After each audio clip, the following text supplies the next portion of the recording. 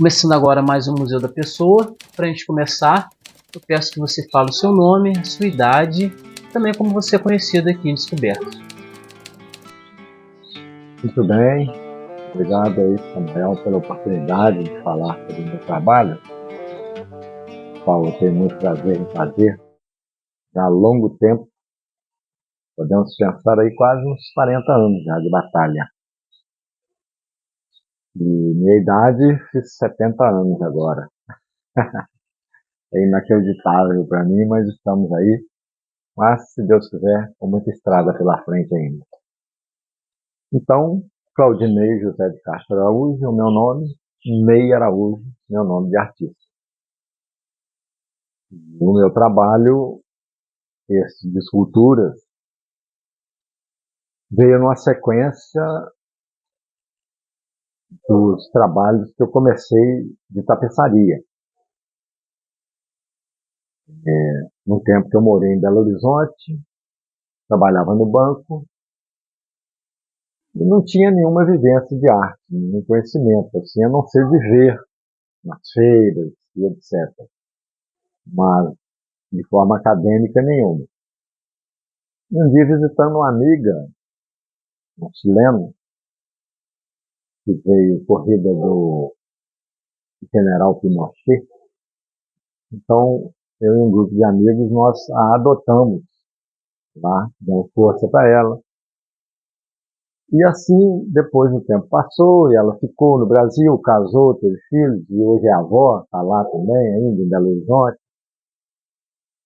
E um dia eu fui na casa dela e vi um belo trabalho de tapeçaria. Nesse tempo eu trabalhava no banco, né? Mas insatisfeito com a profissão de bancário, que minha vida sempre foi em descoberta, vida livre, em movimento, vivendo na nossa pracinha, correndo, campo de futebol, natureza, cachoeira, ribeirão, tomando banho nos nossos quentíssimos verões aí, né? Então, já insatisfeito, como eu disse, aquela vida lá de bancário, cidade grande, eu comecei a buscar uma maneira de voltar para a descoberta. Só que eu não sabia como. Eu estava num trabalho burocrático e tal, mas as condições da cidade naquela época também eram bem inferiores do que nós estamos tendo hoje, né? Aí quando eu vi aquele trabalho de tapeçaria, a casa dela lá, ele me despertou. Aí eu falei assim, olha, acho que é por aí. Senti interesse em aprender, fazer. Perguntei para ela se era difícil, como é. Ela falou, não é difícil, não, sei, se você quiser. E assim eu fiz. Comecei a aprender as técnicas de tapeçaria, me senti um pouco seguro, não tenho metade de dinheiro, pedi demissão do banco e voltei para o descoberto. Vamos falar dos seus pais. Fala pra gente um pouco do seu pai, da sua mãe. Eles são aqui de Descoberto mesmo ou vieram de outras localidades para poder viver aqui? Não, pai e mãe nasceram aqui na região. Os avós também. Aliás, os avós já não sei. Acho que minha avó, eu preciso fazer uma pesquisa sobre a árvore genealógica. E minha avó fala que ele veio de Juta Castro, ele veio da região ali de São João del Rei. Então eu creio que até nós tenhamos um parentesco com Tancredo Neves, porque meu avô chamava-se José Barbosa de Castro Neves, e que ele veio daquela região. Mas algo mais sobre isso também não sei. Meu avô paterno, Evaristo Xavier de Araújo, da família Xavier, talvez tenhamos também um parentesco com Tiradentes.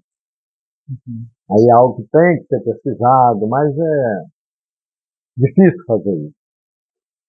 Então não tenho, assim, essa noção maior sobre o tronco familiar. Mas, no caso de pai e mãe, sim, nasceram aqui, no nosso município. Esse belo e encantado município, né? Essa região privilegiada para muitos de nós. Fala o nome do seu pai e de sua mãe, com o que eles trabalhavam na sua infância, que você lembre. Não, meu pai, ele também trabalhava na roça, na zona rural. Ele não tinha nada a não ser isso, né? A produção de alimentos para a própria sobrevivência. Meu pai, Cláudio Oliveira de Araújo. Depois, como meu avô também, não sei como, ele era escrivão, ele sabia ler, sabia escrever, e isso na região. Na época, era muito. Ter frequentado um grupo escolar ou saber ler e escrever. Então, ele veio para a descoberta como escrivão. Depois, meu avô faleceu, aí passou para o meu tio Fúvio. E também, aí, como meu tio Fúvio também tinha outras atividades e foi transferido para Santos Dumont, que ele passou a ser escrivão da polícia, então meu pai ocupou esse cargo e veio a se aposentar nessa função. Minha mãe, também nascida aqui, né, foi sempre aquela jovem, bela, alegre, mas sem a perspectiva de um trabalho, que não existia. Então era ser dona de casa. Então, meu pai e ela, minha mãe, Dirceu de Castro Araújo, se conheceram na juventude, casaram, formaram a família, filhos, e minha mãe ainda está viva. Tem 92 anos, se Deus quiser, fará 93 agora, próximo ano. E dessa maneira nós estamos aí, vivendo. E como é que foi a sua infância aqui em Descoberta, a sua educação? Chegou a estudar? Você lembra de alguma professora que marcou assim, a sua infância, que você lembre? Bom, a minha infância aqui, como de muitos de nós, né, estudo foi em grupo escolar Francisco Manuel. Minha primeira professora foi a dona Hebe Ribeiro Curiati, que também idosa, ainda está viva, creio com 95 anos ou mais um pouco. E todas as professoras, né, para mim foram boas. Mas um fato que eu não esqueço, o primeiro dia de aula, quando a dona Hebe me recebeu na sala de aula, eu tinha a minha merendeira que a gente levava, né, para fazer um lanchinho na hora lá do intervalo.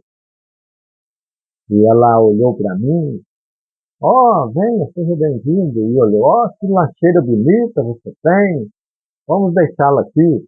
E pegou aquela minha merendeira, né, lancheira, e colocou no parapeito da janela, onde é que tem aqueles basculhantes na escola lá. E eu me lembro de tudo isso, inclusive a sala onde era, ou foi, né, meu primeiro dia de aula e toda uma sequência. Também, um outro fato, até que não muito lisonjeiro, agradável, mas não me esqueço, a dona Lira Lamas da Silva, que era a nossa diretora, após umas coisas mal feitas, minha e do amigo Gilberto Augusto Xavier, filho do Sr. Gilson, que foi nosso ferreiro aí por longa data, fizemos coisas erradas lá, e aí fomos embora para casa, né? Aquela brincadeira que não é necessário citar o que foi mal feito. Uhum. Mas no outro dia nós fomos chamados na secretaria. E aí nós fomos naquela ingenuidade boba, pensando assim, o que será que ela quer com a gente? Será que vai dar bala para nós? Não sei o quê. Bom, chegamos lá, aí a dona Lira nos apresenta aquele mal feito. Aí, no caso, a casa caiu, né? Estamos ali, sem saber o que fazer, e ela falou, por que vocês fizeram isso? E aí a gente, na maior sem graça lá, tal, ela deu aquela sermão, né? Não façam mais isso é coisa feia e tal. Então me dê a mão aí de vocês. Aí a gente ouvia falar muito na palmatória, né? Aham. Que as crianças levavam palmatória. Aí eu falei, então é hoje que eu vou tomar a palmatória. Mas, para a minha graça e toda a, digamos, benevolência dela para com a criança e tal, ela pegou uma água benta e falou, agora eu vou abençoar a mão de vocês, minha do Gilberto, para que vocês nunca mais façam coisas erradas. E aquilo foi um alívio e também uma grande lição. E com as minhas mãos hoje, eu sempre, daquele instante para frente, ainda que eu tenha feito coisas erradas, que a gente erra, mas não propositalmente. Aí eu parti para algo mais belo, que é a arte, através da tapeçaria, através dessas esculturas e algo mais que possa vir. Marcante mesmo a história, né? Sim, mas as demais professoras também foram boas. Uhum. Foram a Dona Aparecida, de Soldado Forçado, a Dona Carolina, o nosso querido João Galope, depois a Dona Minervinda, no quarto ano, e a Maria Isabel, que era filha da Dona Lira. Sim. Hoje os seus pais, né? O seu pai residiu na praça durante muitos anos, sua mãe reside lá ainda. Você, a vida inteira vocês moraram ali ou viveram em outras partes da cidade? Nós morávamos, sempre foi aqui nas imediações da pracinha. Ah, sim. Isso eu era bem criança, talvez uns 2 anos, nós moramos aqui, ou não, acho que eu ainda nem era nascido, se tivesse 1 ou 2 anos no máximo. Nós moramos na descida do morro aqui, na Uhum. rua Tenente Puxadinho, logo abaixo da casa da mãe do deputado Elmo Braz Soares. Depois nós mudamos para a casa onde é a moradia do Heleno Pelarmino, que é o nosso ex-prefeito aí. Uhum. E depois fomos ali para a casa na descida do morro para a exposição, que é do Sr. Valentim Pereira. Ali eu vivi até os 7 anos, nós vivemos lá, né? Mas depois o meu pai comprou a casa que era da praça, hoje é o prédio que os irmãos construíram, do nosso bisavô, dos descendentes do bisavô, Pedro Fernandes. E dali eu vivi até os 27, não, os 20 e poucos anos, que foi depois quando eu fui embora para Juiz de Fora, para Belo Horizonte e tal. E hoje é o prédio porque a casa, com o tempo, né, a casa teria hoje quase uns 150 anos, de madeira e etc., que inclusive eu tirei lá. Tem umas peças, quando fizeram lá as escavações para construir o prédio, eu encontrei 2 peças, 3 peças lá, de uma árvore que existia na época, e foi derrubada e enterraram aquilo lá. Enfim, depois com as escavações elas apareceram e eu as tenho. Bacana. Seguramente mais de 100 anos as peças. Como muitas dessas que vocês estão vendo aí, que estão na natureza há dezenas de anos. E isso é que me encanta.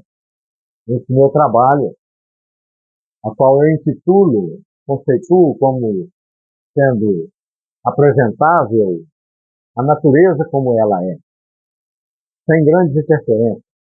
Quem esculpe, na realidade, é o tempo. É o sol, a chuva, o fogo, as erosões. Então,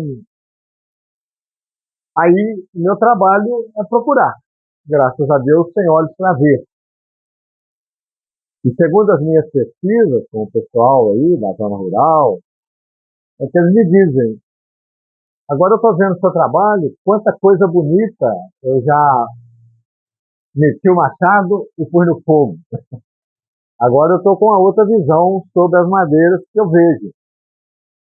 Como eu vi o seu trabalho, isso também me despertou algo. Inclusive as pessoas me mostram, me falam, ô Ney, tal lugar assim, eu vi uma raiz. Se você puder ir lá, ver se te interessa.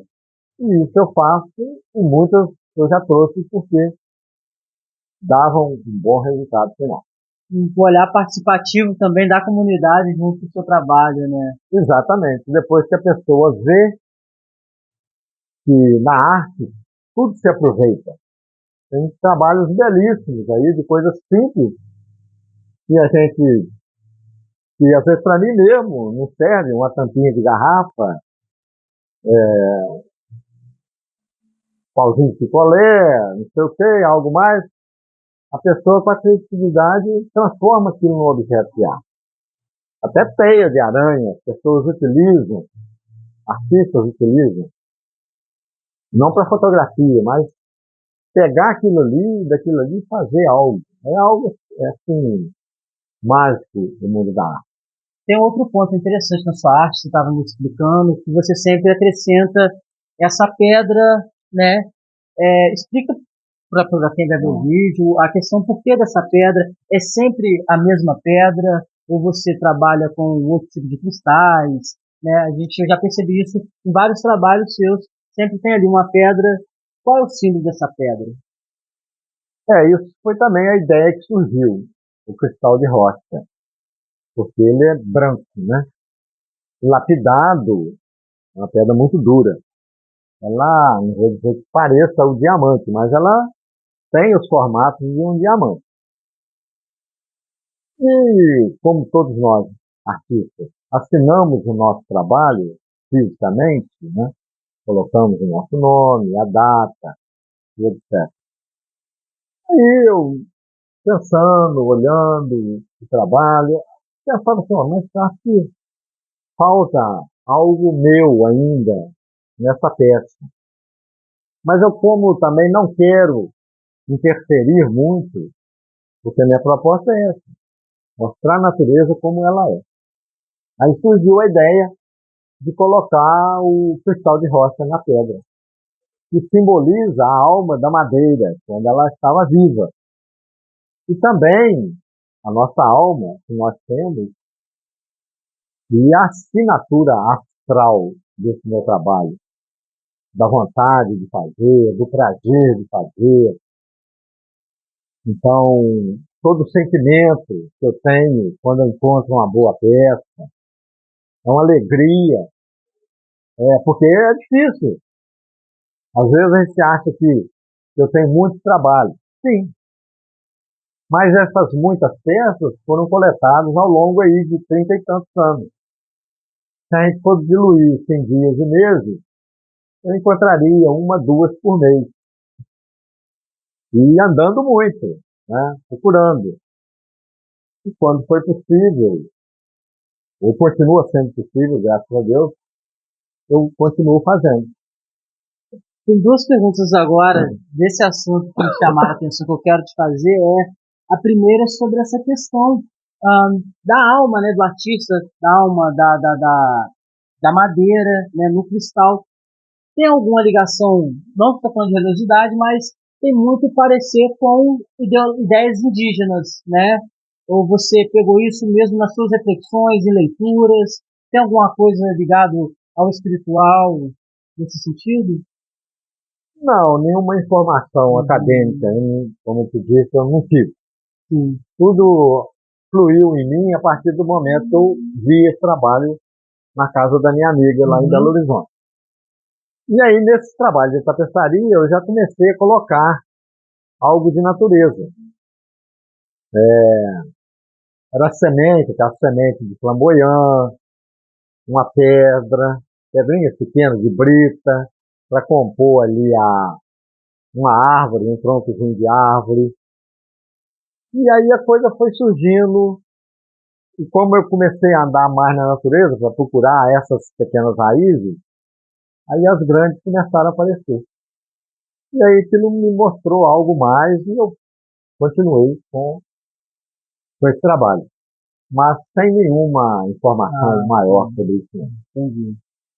Agora, é uma segunda pergunta, você acabou de responder. Eu vejo que tem algumas peças suas que elas são perfeitas, né?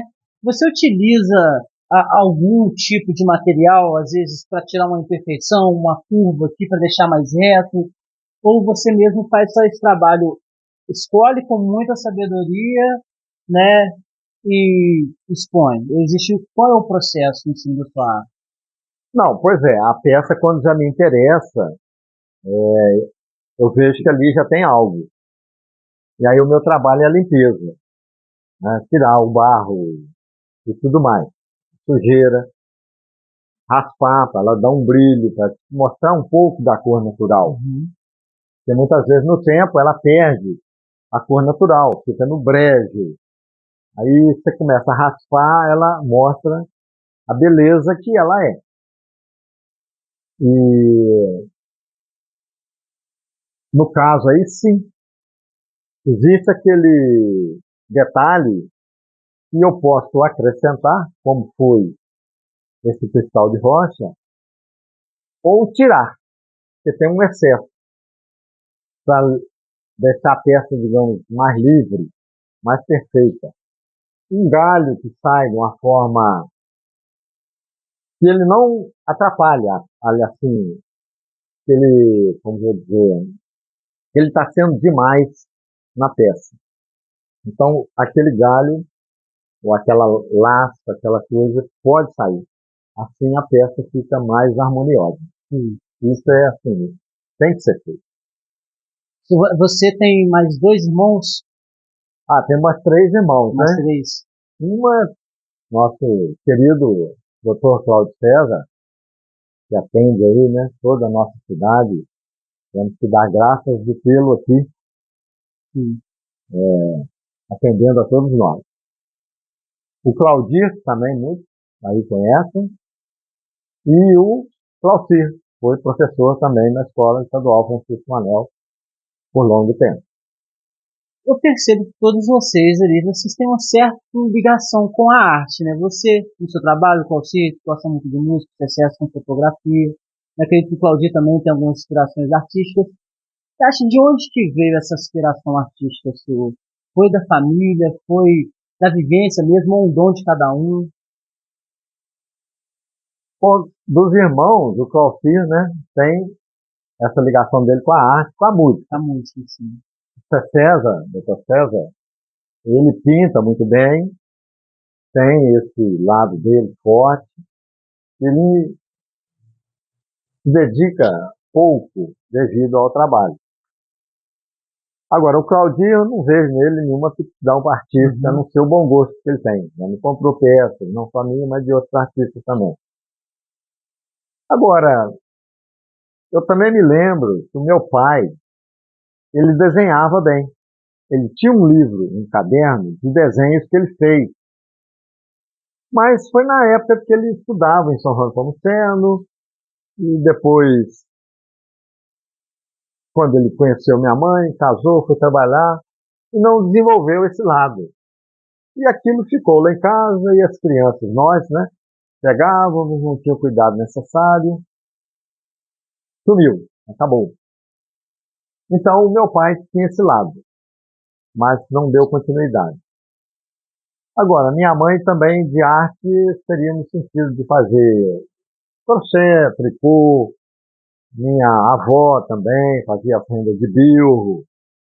A minha tia-avó, Dona Modestina, que foi parteira aqui por longos anos em descoberta, faleceu com 104 anos. Então tem essa veia artística. Então ela vem mesmo dos antepassados aí. Na sua juventude, existia algum artista descoberto que, digamos assim, né? Alguém que trabalhasse com arte, seja com pintura, seja com esse tipo de arte que você faz. Existia alguma pessoa já na sua juventude descoberta? Não, eu não conheci ninguém na nossa época de criança, nem de adolescente, não. A não ser quando eu disse que nós moramos ali na casa do seu, hoje é do seu Valentim Pereira ali, tinha um amigo, a gente chamava de Pedrinho. Agora eu não tenho sim, muita certeza na lembrança que o Pedrinho era irmão o primo do Zé Carlos, que era pai, o Zé Carlos infelizmente faleceu, pai da nossa diretora aí, Sayonara. E naquela época de criança ali, ele desenhava muito bem.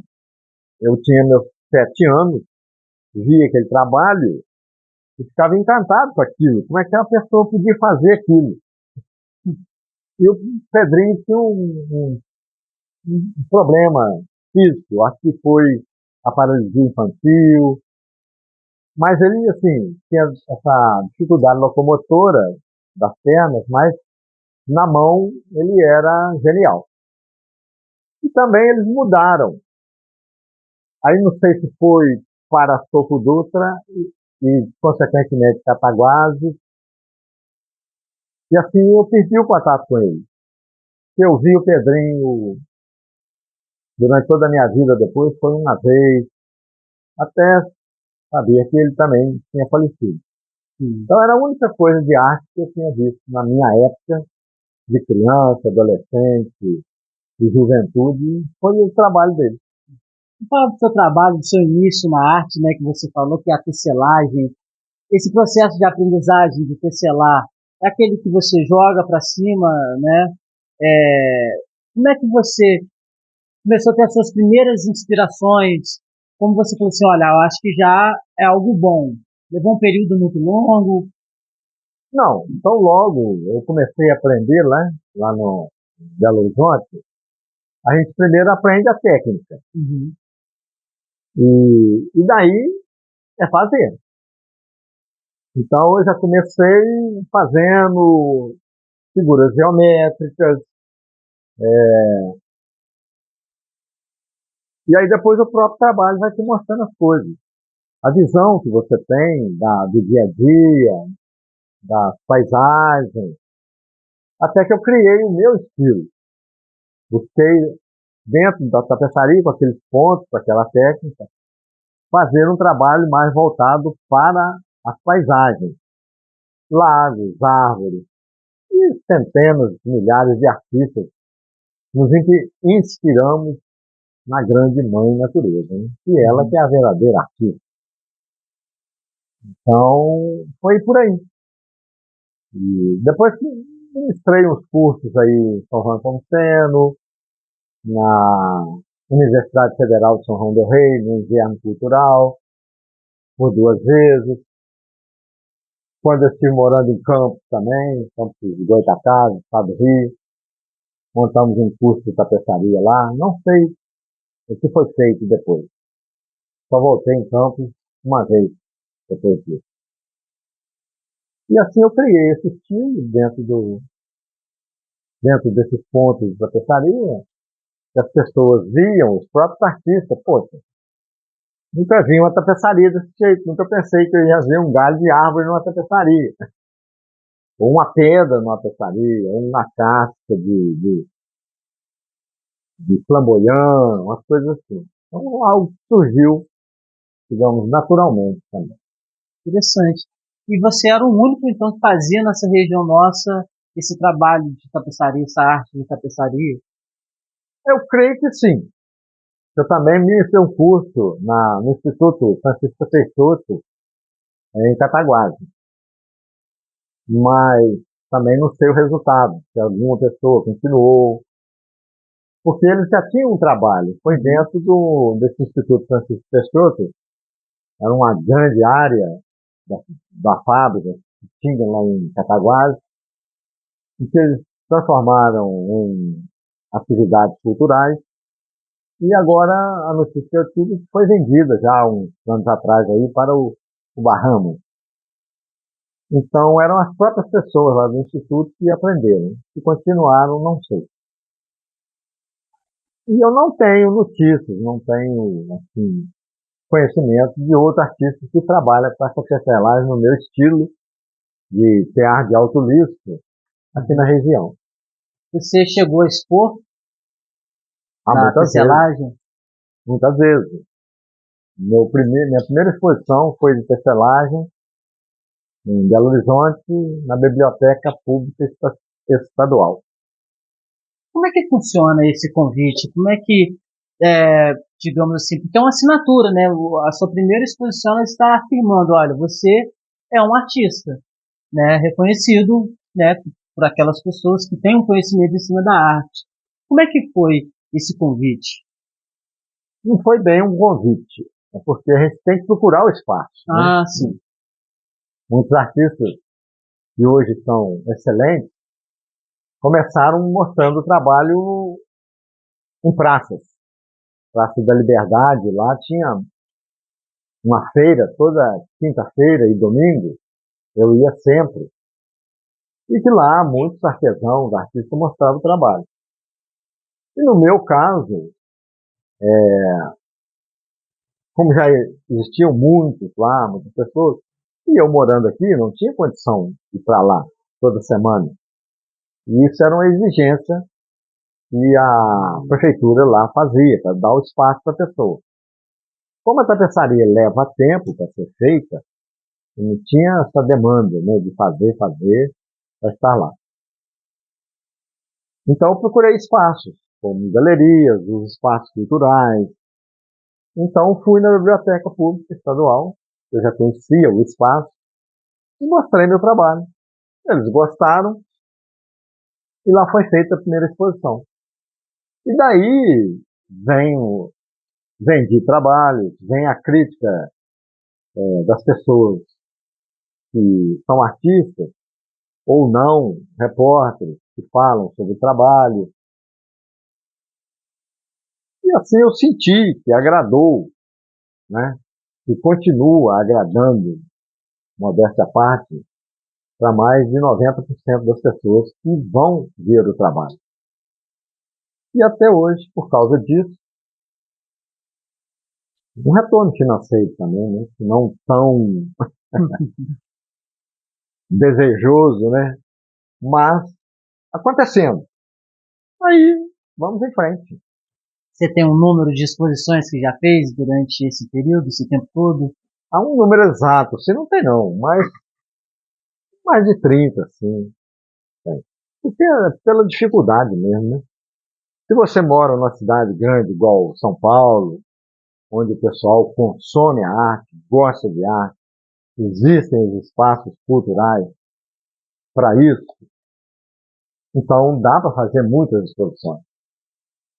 Mas como nós somos carentes aqui na nossa região, então era mais gente de fora. Fiz várias exposições de fora, no Espaço Cultural Bernardo Mascarenhas, no Saguão da Reitoria, que hoje é o Museu Murilo Mendes, na Câmara Municipal, e tentei fazer no ProMúsica, mas também no ProMúsica na época foi um pouco difícil, por causa de calendários, e aí não deu para fazer. Recentemente eu estava tentando fazer no Fórum da Cultura, mas algo mais assim que tem me bloqueado, eu não insisti muito. Eu tenho que participar de edital, eu já não estou muito mais com paciência para isso. A arte para mim continua excelente, não sei, que a gente não pode prever o futuro, né?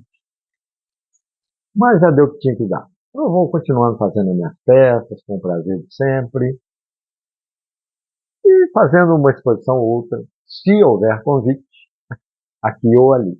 Entendi. Essa questão cultural, como é que você enxerga ela? Existe uma possibilidade de ser criado um movimento onde que a arte seja vista com outros olhos? Você acha que isso pode acontecer? Mas algo começado do zero mesmo, incentivado. Bom, nós somos carentes nesse aspecto. Existem muitos talentos que não têm oportunidade de mostrar o trabalho, têm medo de mostrar o trabalho. Então nós teríamos que ter um espaço para isso, né? A nível municipal, a nível estadual, a nível federal. Existem, sim, mas a carência é ainda maior, porque somos muitos artistas e pouco espaço. Por exemplo, Descoberto, estamos criando aí agora a Casa da Cultura, só isso. São João não existe. Juiz de Fora, os que haviam acabaram e daí para frente eu não posso falar mais nada. É. Eu não conheço. Agora, em Juiz de Fora, estão revigorando o Espaço Mascarenhas. Mas tínhamos o Promúsica, Espaço Mascarenhas, o Fórum da Cultura, que ainda está em atividades, e outras galerias mais lá. Agora, não tem mais notícia de nada. E a gente tem que diferenciar o que é galeria de arte do museu, né? Ah, sim. Muitas vezes existe uma confusão aí, né? Alguma exposição especial que você falou, olha, com uma grande conquista para você, alguma exposição que você se sentiu bem, se sentiu valorizado, que você participou? Em todas, a gente tira proveito, né? O Espaço Cultural do Correio, um excelente espaço no centro de Juiz de Fora, mas a administração PT no Brasil acabou com esse espaço.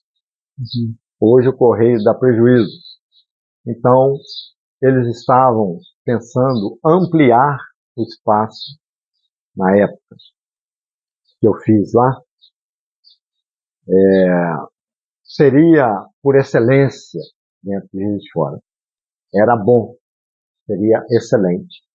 Enfim, por falta de recursos, não foi ampliado e hoje o espaço está às moscas. Também gostei muito de expor em Tiradentes, cidade belíssima, que eu gosto muito, vou sempre. Conheço artistas lá, que batalham. E tinha lá também um bom espaço, que é o Centro Cultural Ives Alves,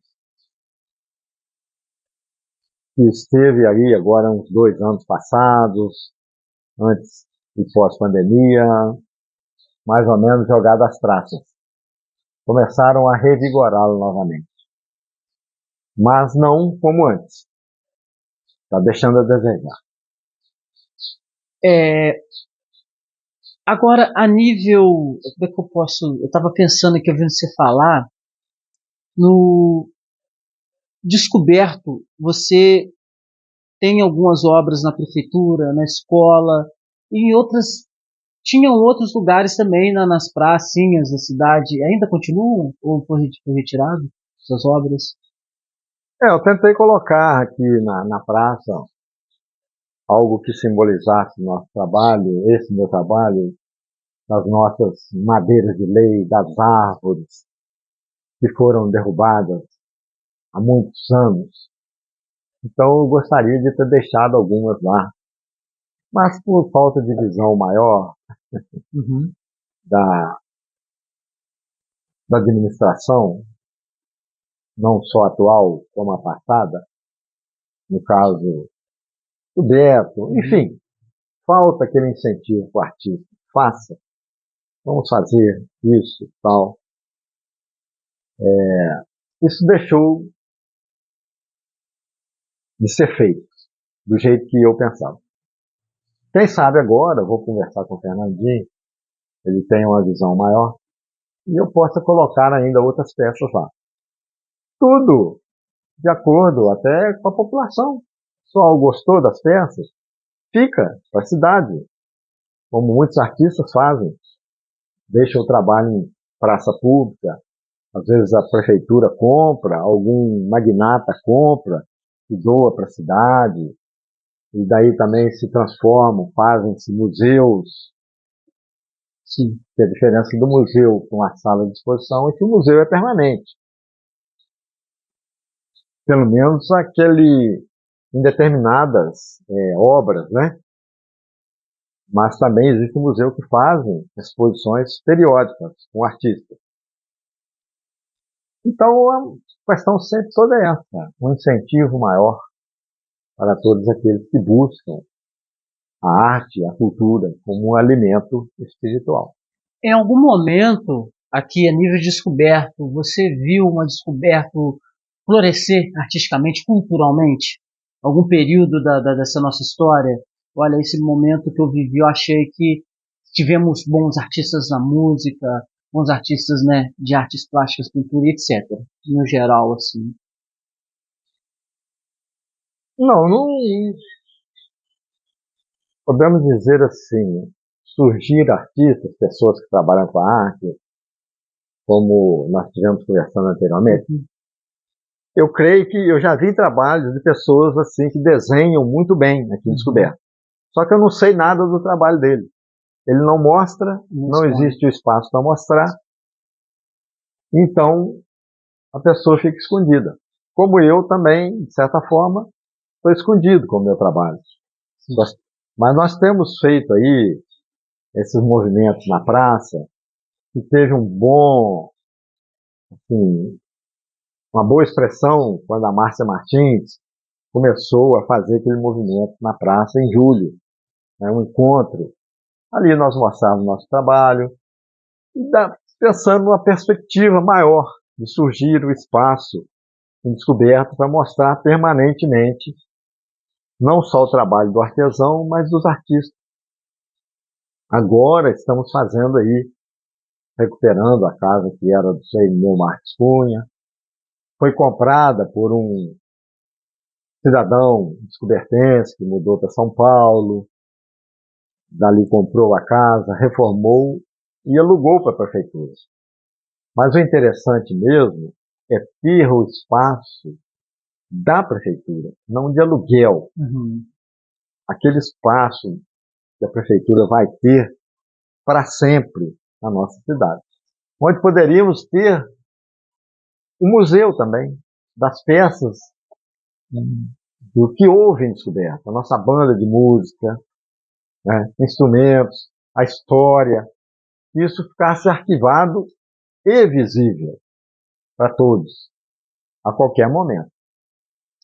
Então, eu creio que o espaço existe.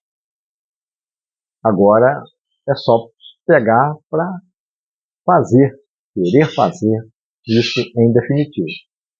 Você falou de exposições, são disposições. Essas exposições coletivas, elas buscam o mesmo segmento ou você participa com outros segmentos de arte, né? Quando você é convidado para participar de uma exposição coletiva. Não, aí cada artista expõe seu trabalho, não importa qual. Pintura, escultura, desenho, assim, é uma exposição coletiva. A sua arte é escultura, né? O que eu gosto mais, tenho feito mais, é a escultura. Então é o que eu sempre apresento. Mas eu também poderia, dependendo do espaço, do que me cabe, e tenho feito isso, tenho ainda uns 3, 4 trabalhos de tapeçaria, e não pretendo vendê-los. Aí eu apresento eles junto com as esculturas. E ele mostra a destruição da natureza, a beleza da natureza, e o que eu capto, né? Que eu resgato são as madeiras. Então é isso. Você falou da banda de música, existia uma banda de música aqui em Descoberto? Ah, sim, e era muito boa, né? Sim, temos fotografias dando aí. Quando eu era criança, muitos de nós, né? No mês de Maria, a banda tocava todo dia, acompanhando as virgens para a coroação de Nossa Senhora. Então ali os componentes eram o Walter Russo, pai da nossa querida e ex-professora Cláudia Russo, tinha o Edinho Trombini, que era pai do Giovanni, que é radialista aí, trabalha na área da comunicação também, o Sebastião Mesquita, Zé Fausto, Expedito, Zé Felipe. Esse é o que me lembro. São seresteiros do bem? Mais ou menos, mais ou menos com os Seresteiros do Bem. Então, houve essa banda. Infelizmente, acabou e não se renovou. Existia a banda e os seresteiros do bem. Eram Não, duas os coisas. Seresteiros do Bem já foi depois, né? Ah, foi depois. Foi. A banda já foi acabando. Infelizmente, acho que é uma lei natural, né? Tudo que começa tem que acabar. A nossa própria vida, né? Sim, sim. Mês de Maria era uma data muito famosa aqui na cidade, né? Era um... Ah, sim, ó. A, a meninada, né? Nós ficávamos doidos com aqueles fogos, foguetes, que hoje me aterroriza, barulho de tiros, essa coisa horrorosa, que as pessoas ainda não percebem, que perturba muito, não só a mim, mas as pessoas idosas, crianças, animais, que é algo que deveria ser abolido definitivamente, esses foguetes de tiro. Agora, esses outros não, de lágrimas, tudo bem, é bonito. Sobe aquela bomba lá, explode, solta as cores, até aí tudo bem. Então nós ficávamos encantados com aquilo. Era assim algo, não posso dizer das outras cidades, mas de Descoberta era famoso. Não lembro de falar que São João, por exemplo, que era sempre uma cidade maior, tinha no mesmo nível que o nosso. Existia também, mas era algo mais tímido. Aqui não, fazíamos as festas. Depois do mês de Maria, vinha o Sagrado Coração de Jesus. Tudo isso foi, assim, implementado pelo nosso ex-vigário, né, Cônego Sebastião Arruda, o padre Arruda, que viveu aqui na nossa comunidade toda a sua vida, como pároco. E o padre Arruda era músico também. Eu me lembro que algumas vezes ele sentava na varanda da casa paroquial, às tardes, e tocava a clarineta dele. Aquilo enchia a pracinha com aquele som. E também acabou. Interessante, né? É. Muito interessante mesmo. É, agora, outras festividades, você participava? Nós temos aqui, né, as pessoas falam das festas juninas, Queima do Judas, Folia de São Sebastião, né, Carnaval. Você tinha alguma participação? Como é que era? Normalmente, só como espectador, né? Uhum. Às vezes, dançarino, das quadrilhas, participava sim. Mas lembro também que onde é hoje ali o mercado do Michel, Uhum. os fundos, aquilo ali tudo pertencia, né, ao Salsino, e ao Heraldo Amino, lá. E no terraço, lá em cima, tinha uma laje, tem até hoje, acho que eles colocam material de construção, mas na época colocava-se sacos de café e abria-se um espaço para as festas juninas, os baiões, né, os forrós. E eu lembro a meninada ficava sentada em cima do saco de café e o pessoal dançando. E em frente, lá o mercado do Michel, ali era uma rua que ainda não era calçada, acendia-se a fogueira e o Sr. João Mélia, Célio Bananeira, Tilico, ficavam cantando aquelas repentes, né? Em volta da fogueira e a gente assando batata. E a coisa rolando ali de uma maneira lúdica, sensacional, saudosa. E hoje também as nossas fogueiras estão acabando, né? Ou podemos dizer, acabaram. As quadrilhas ainda estão aí, mas aquele toque especial da fogueira, o tum-tum-tum do Sr. Jalmélia lá, cantando aquilo, Era bom demais. A cultura original, né? Espontânea, né? O povo fazendo a sua festa. Eu tenho falado com outras pessoas e me chamou a atenção que todas elas que falaram de carnaval lembravam das cordas que cercavam tanto as escolas, os blocos, por exemplo, o bloco do boi, que era o bloco do sujo, né? E eu falei, olha, isso é cultural, é igual você vem falando, resgatar as fogueiras, os instrumentos tradicionais, as músicas tradicionais, acho que esse é o caminho, né? Carnaval também, na minha época de criança, só que eu não gostava muito não, mas existiam os bailes infantis, eram as tardes, nossas mães nos levavam para lá, a gente brincava e tal. À noite, já o pessoal daquela época, né? Os jovens daquela época, brincavam, faziam fantasias, desfiles alegóricos. Aí depois houve um tempo que aquilo deu uma parada, assim, né? Mas, logo depois também houve novamente um incremento. Nós tínhamos sempre, na época do carnaval, os bailes no clube, onde é a prefeitura hoje. Sempre houve. Mas depois começou a ter algo mais quando surgiu a escola de samba, uma cidade independente de Padre Miguel, a SMID.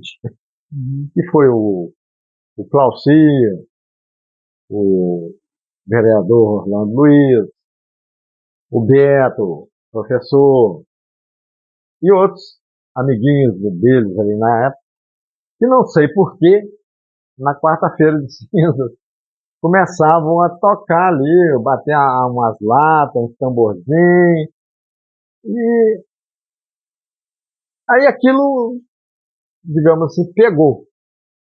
Na quarta-feira de cinza. Na quarta-feira de cinza. Mas pronto, acabou e tal. Mas depois os meninos continuaram com aquilo e tal. E acho que a dona Minervina também gostou da coisa. O Zé Carlos, que participava também. O Tarcísio. Marcão acho que não entrava muito, não. Não lembro, não. Marcão era mais filião também. Mas aí começaram a dar força para aquilo, aí surgiu a SMID. Então nós tivemos bons carnavais, né? Da escola de samba. Funcionando bem. Também já existia, se não, mais ou menos a escola de samba, né? Que era lá do pessoal lá do Eneir, do pessoal Dias, né? Sim, era a Escola dos Morenos. Dos Morenos? Esqueci o nome da escola lá, como é que é? Teve a Escola dos Morenos a primeira, a Unidos também, partiu da Escola dos Morenos, exatamente, né? Mas então a Mocidade, ela veio antes da Unidos? Não, a Unidos já existia nesse aspecto. Ah, né? Sim, na época. Então foi a Escola dos Morenos. O Clube dos Morenos, a escola, que o Elir, Neacir, eles faziam isso na época aqui, mas depois mudaram para o Rio.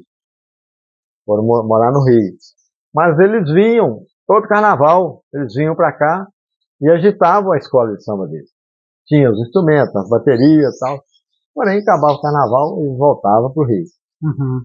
Aí depois o Antônio Carlos, né, reaviveu essa escola dos Morenos com o nome da Unidos.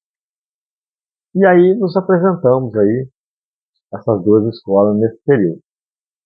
E hoje também ainda existiu, né? Ainda está existindo, mas foi na década de 90 até 2000, né? Uhum. Esteve bem ativo, bem forte.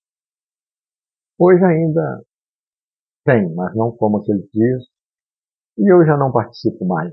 Só às vezes como apreciador. Agora, o que a gente gostava demais na época era o Bloco do Boi, né? Aquilo era sensacional. Você já participava desde o início do bloco? Ah, sim, a meninada corria do boi, né?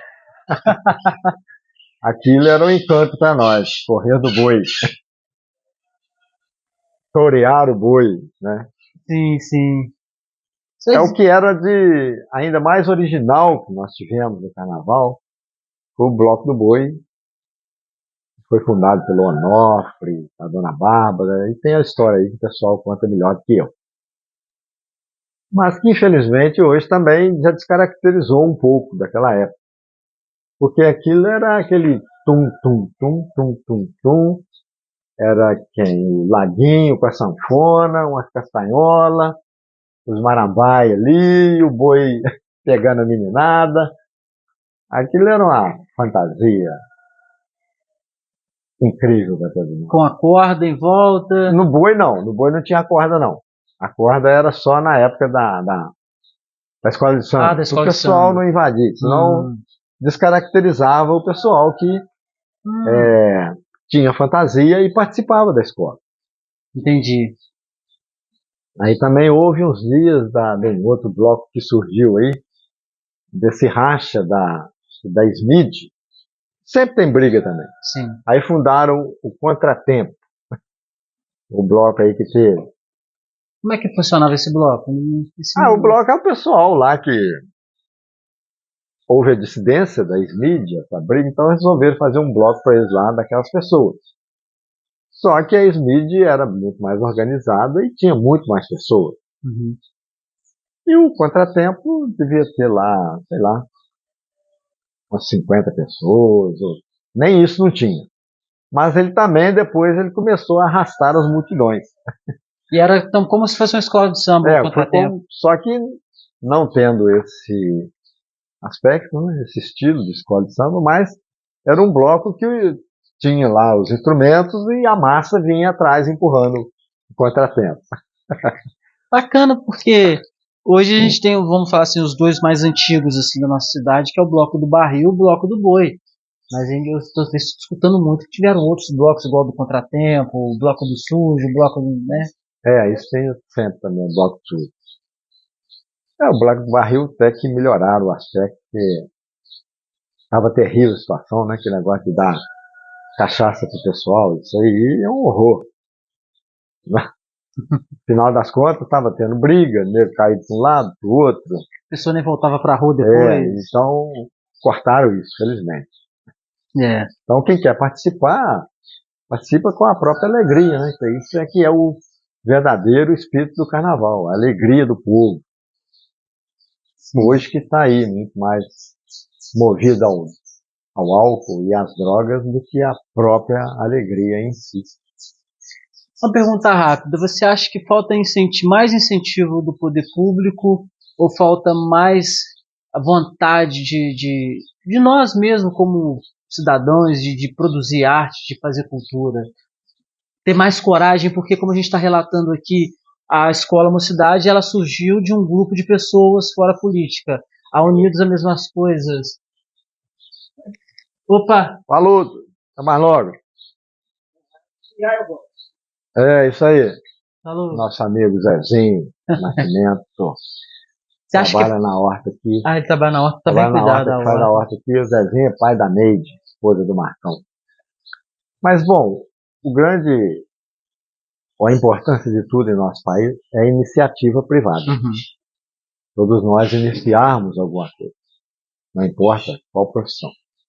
Nesse aspecto cultural, sempre houve também a iniciativa popular. A prefeitura, sim, ajudou e ajuda em muitos casos. Agora, a questão toda é essa.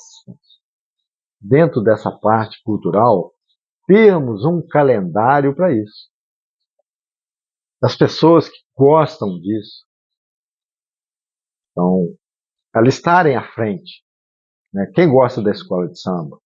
Lauci, Beto, compadre Braz, e Fernanda e tantos mais, se organizarem para isso.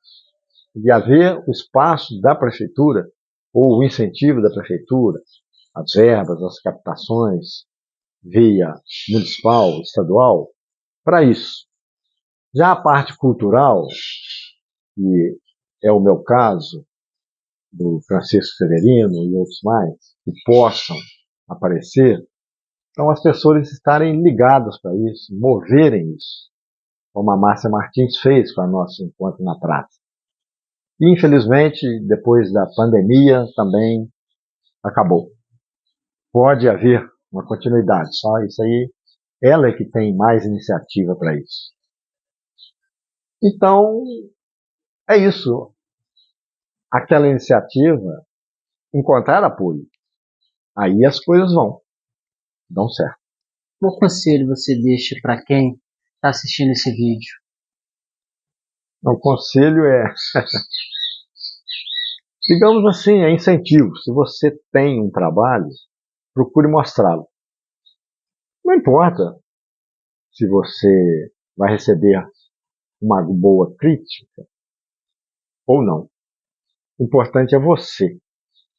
Eu me lembro, e tem até uma frase escrita do senhor Gersi, de São João. Ele era um marcheteiro por excelência. Faleceu aos 98 anos, sempre trabalhando. E quando eu fiz uma exposição aqui embaixo, onde é hoje a fábrica de móveis ali, antes era o nosso espaço cultural, Elza Teixeira da Silva. E infelizmente acabou. E agora que estão fazendo nosso espaço cultural, né, de novo. Então ele disse para mim, eu sou menino, eu tinha que vir ver a sua exposição, era uma obrigação. Eu sempre em São João conversava com ele, batia papo. Mas continue fazendo, não pare. Porque ninguém admira mais o seu trabalho senão você mesmo. E isso é verdade. Se o artista não gostar do seu trabalho, não gostar do que ele faz, é meio complicado, né? Aí você não tem um incentivo próprio.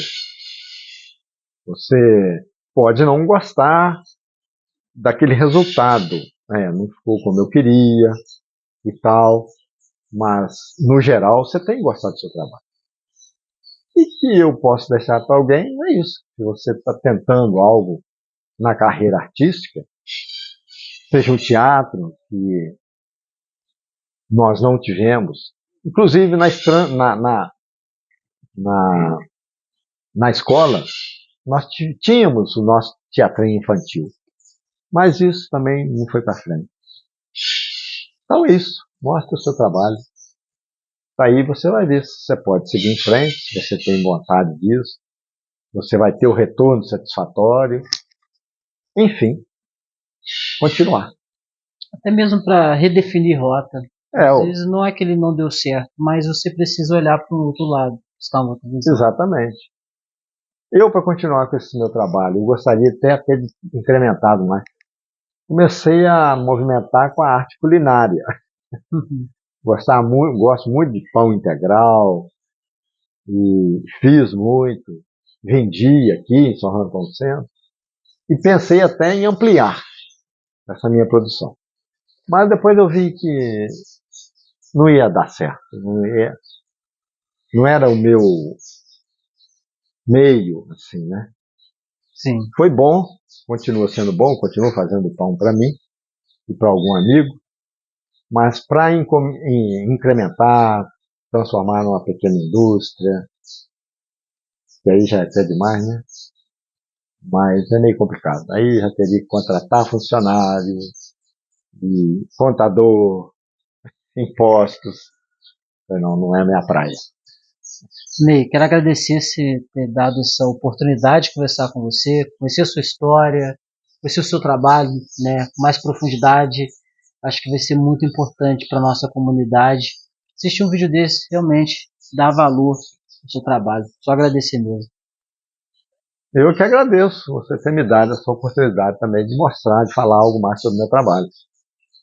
E foi a primeira pessoa, ao longo desses anos, que me convidou e que me deu essa oportunidade.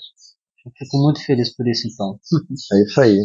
Que você continue com o seu trabalho com outras pessoas aqui no Descoberto que tenham para falar sobre a nossa cidade. Obrigado. Do Descoberto Antigo, que temos histórias. Posso até te sugerir o Justino. Justino, né? Justino sabe muita coisa.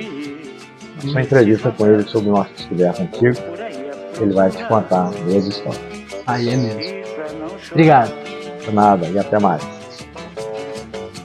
Deixe-me, preciso andar, vou por aí a procurar, e pra não chorar, quero assistir ao